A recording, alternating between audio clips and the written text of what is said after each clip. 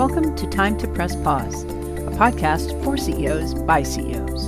I'm your host, Ellen Williams, CEO of the Salient Strategist, and today I'm speaking with Jaci Clement. Jaci is the CEO and Executive Director of the Fair Media Council and considered one of the most influential media scholars in the world today. She is the host of the award-winning FMC Fast Chat podcast and a former member of the National Press Club, the London-based Media Society, and the New York State Communication Association. Having worked in newsrooms as a reporter and editor, as well as on the business side of media outlets as a news executive, she is uniquely qualified as an advocate and educator on the important role news plays in our society. Welcome, Jaci. It's so great to have you here today. Thank you, Ellen. It's great to see you. Thank you so much, Jaci. It's been a pleasure working with you over the last few years. Jaci and I have known each other maybe about 10 years on and off. We've had the opportunity to work together. I'm excited to have you here today on Time to Press Pause. And equally as excited I am to hear your Time to Press Pause story. Oh, all right. Well, it's probably a little different than what you may have heard already.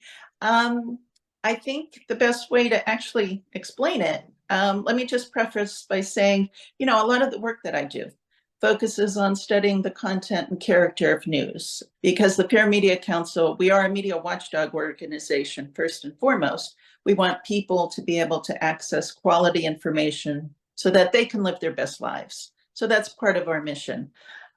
So when you're studying news from that regard, you're looking at it a little bit differently than the typical news consumer. And I think really the big story with me is, during the pandemic, when we were all getting such horrible news of what was happening. Now, it was accurate, sure. Sometimes it wasn't. Okay, we got to throw that out there as a caveat, which is you need to be particular about where you get your news and always use a bunch of different sources to compare what you're being told to make sure you are getting the truth. But there are many different ways to tell a story. And what came at me through the pandemic in particular is there were so many other ways that these stories could be told where we didn't leave the news consumer feeling like they had no control over their life or feeling fearful or even feeling like, the news is just sensationalizing everything to make me afraid. All right. Because that's a lot of the feedback that I get from the public of how they feel about news in general. And it's not wrong, but it did make me think about why is this happening and what's going on here? And why aren't they telling stories from different angles that would be more empowering towards people? And then I started to realize that it's not just simply the news reporters or the news anchors that are telling these stories, but the people they're interviewing. So the people that are in power, whether that's someone in healthcare or a company CEO talking about how it's impacting their company, it was the way they chose to deliver their message. And that was where I realized that a lot of this doom and gloom isn't simply coming from the media, it's coming from the people that they're interviewing. And if they're interviewing leaders who have control over how they deliver their message, which they do, why are they choosing that technique as opposed to one that is informative and empowering and saying, okay, we're going to make it through. These are some steps we need to do, but the outcome here is, the trajectory is we will be fine. We need to make some changes, which people never like to make change, right? Everybody's against change in some way, shape, or form. But if we go about doing this, we'll be better for it. And that was really the part of the message that was always missing out of these stories in particular. And that's what kind of made me sit down and say, all right, I do a lot of opinion writing on news. I do a lot of talking to groups. I talk to students and business organizations all the time. So if I'm talking, what is it that I want to give them? What's the takeaway once I leave the room? And I started to realize how important it was for me myself to make sure that I'm using my podium or my bully pulpit or whatever you want to call it, from a point where I'm sharing information that can indeed empower instead of making people feel fearful about the future. And I think once you kind of make that connection between what you're saying and what the impact of what you're saying is, you start to realize how much responsibility you have in what you say, as well as how you say it, being just as important. I I totally agree with that. How you say it, what you say, and I think we can all relate to the feelings that you're talking about during the pandemic. And it's certainly a breath of fresh air to hear someone say, let's take a different angle. And my husband is an avid news watcher, and he's reading across the board from BBC to CNN to Fox to ABC to the Wall Street Journal. So he goes across all sources and really taught me that having more than one source for news was important. But I think what you're bringing to light is that next level. Well, I think it's something that, it gets overlooked very easily because people focus so much. There's a lot of media training that's done on how people should get specific information out, how they should say specific things at specific times. But there's not much emphasis on the way you say it.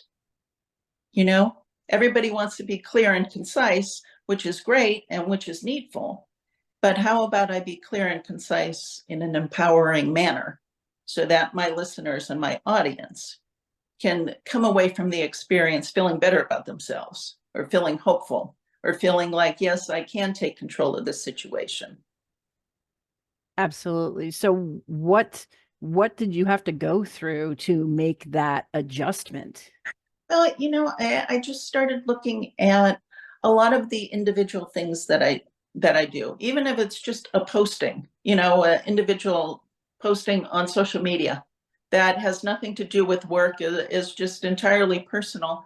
When I look on social media, it's so many people just complaining about something. It could be politics, it could be their kids, it could be, their next door neighbor, but they're complaining. And I'm like, why are we using this space just to complain? Right? So now before I post, I say to myself, do I really need to post this? Is this something that anyone is going to care about other than me? Or am I just using it to vent? Because I can vent in my own home in private. I don't need to do that publicly.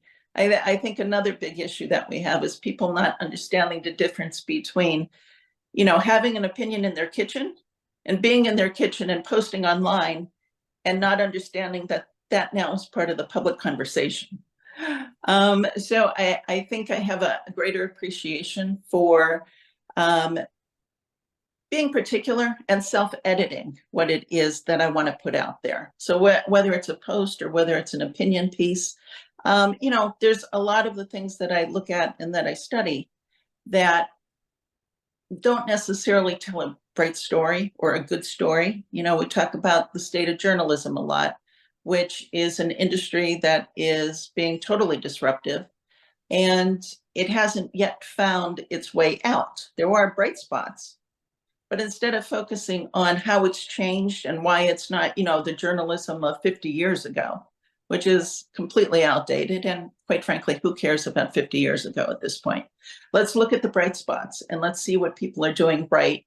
And let's explore how others may either take advantage of that or use it as an idea to go in a different direction and create their own path to success.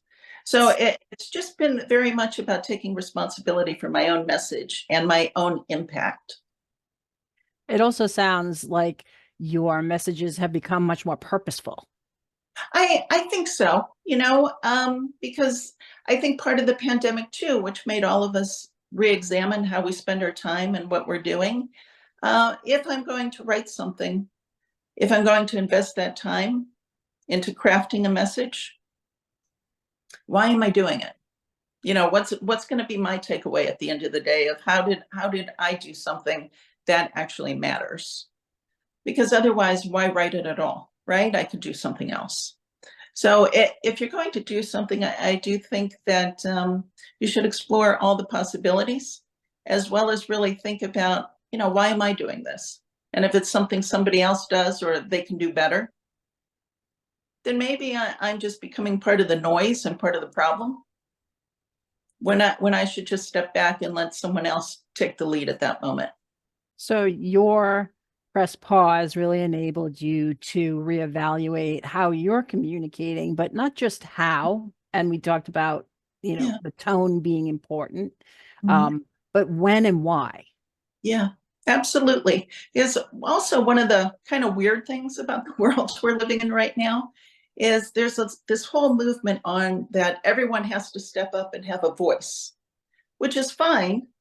But if yours is not an educated opinion on a topic, why are you putting that out into the public conversation? All right, because now you've reached a level of irresponsibility because you're putting out misinformation and disinformation. So I think we're at a point in society where, yes, everybody wants to be involved in some way, which is great. But again, you need to examine how you're getting involved and whether or not what your intentions are matching what your actions are. That's great. Alignment of intentions and actions. I think that's a perfect way of stating that. The question I have for you, you're talking a lot about social media, and of course, that's really a public voice that can take on a life of its own once it's out there. And there are a lot of people who do come to vent. Some of the comments I read, and I think to myself, why do these people have so much time, right? But what about leaders who really aren't on social media? Is there any advice you have for them on how they're communicating internally with their teams? Yeah, I think a lot of what is misunderstood about communication and culture and leadership is, if I'm the CEO and I walk into the company and I just walk straight through and go into my office, shut the door, and start my day, I could think I'm being effective, or maybe I'm running late or whatever, and I just got to get into my office and get to work. But if I'm walking in and not saying good morning to the people I work with, I'm having a huge impact on the culture of the organization. And that culture filters down so that, if it's a retail store and my employees are not accustomed to a CEO that makes chit chat and makes them feel valuable by being in their presence, then the culture that I've created is a setting where when customers come through the door or clients, my employees are not going to make them feel valued or, even seem interested in them because that's the culture of the place. So I think there's a lot to be said about communication, creating the basis for the culture of an organization. And whatever culture that is that a CEO wants to create, they can be using social media to create that image for them. Interesting. So it's a combination of how they're communicating internally and leveraging social media to communicate that same kind of message externally as well. Yeah, And absolutely. I mean, I know there are still some people that feel if they want to be viewed as professional, they don't belong on social media, which I think we've progressed out of that era because it's so commonplace now that if you're not on social in some way, shape, or form, you're actually missing out. And you're doing your brand a disservice because we do know that people want to see the face of a brand. They want to know who's running it and what that person is about. So you don't have to get intensely personal in your social postings, but you do need to step up and be the leader and be the face and understanding the difference between not just being an external leader, but also being that internal leader, and putting it all together is a very powerful method of communication.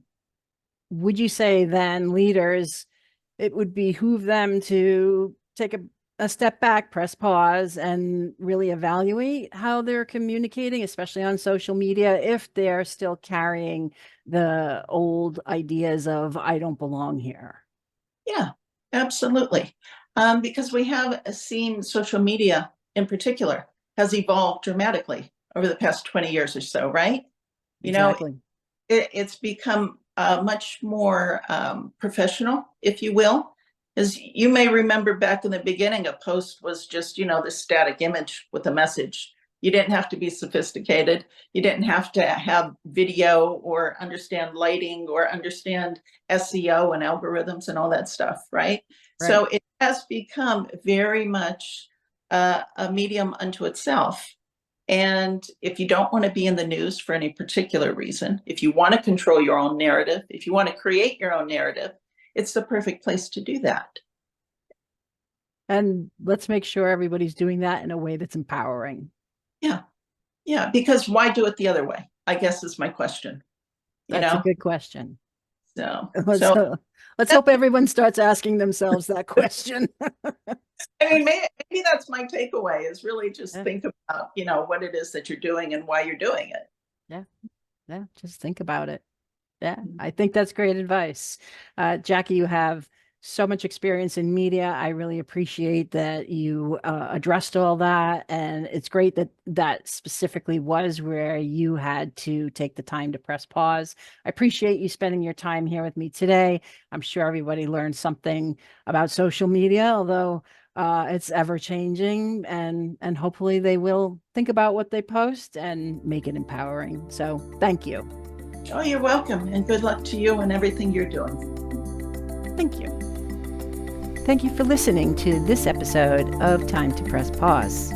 To learn more about Jaci Clement, go to fairmediacouncil.org. To learn more about me, go to thesalientstrategist.com. And be sure to join us again wherever you listen to your podcasts.